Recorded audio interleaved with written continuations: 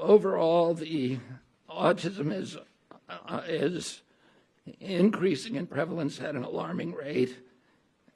The study tests 8-year-olds who were born in 2014.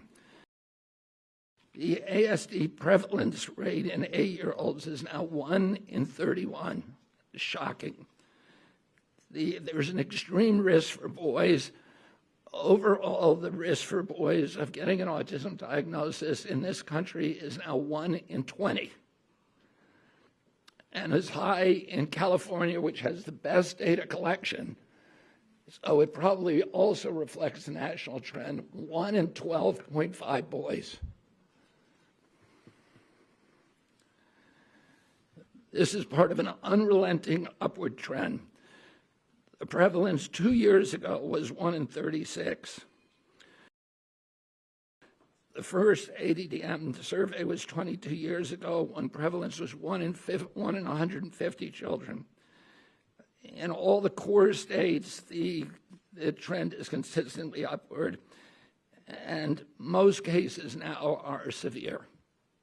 So about 25% of the kids who are diagnosed with autism are nonverbal, non-toilet trained, and have other stereotypical features, head banging, tactile and light sensitivities, stimming, toe walking, etc. In all the core states, the trend is consistently upward. We know it's an environmental exposure. It has to be. Genes do not cause epidemics. They can provide a vulnerability. You need an environmental toxin. Autism are nonverbal, non-toilet trained, and have other stereotypical features, head banging. Autism destroys families. More importantly, it destroys our greatest resource, which are our children. These are children who should not be suffering like this. These are kids who, many of them were fully functional and regressed because of some environmental exposure into autism when they're 2 years old. One of the things that I think and clearly there are industries, this is coming from an environmental toxin, and somebody made a profit by putting that environmental toxin into our air, our water, our medicines, our food.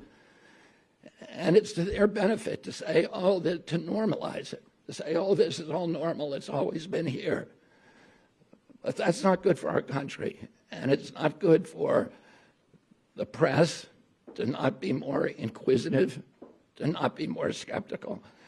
And within 3 weeks, and probably we're hoping in 2 weeks, we're going to announce a series of new studies to identify precisely what the environmental toxins are that are causing it. This has not been done before, and we're going to do it in a thorough and comprehensive way, and we're going to get back to with an answer to the American people very, very quickly.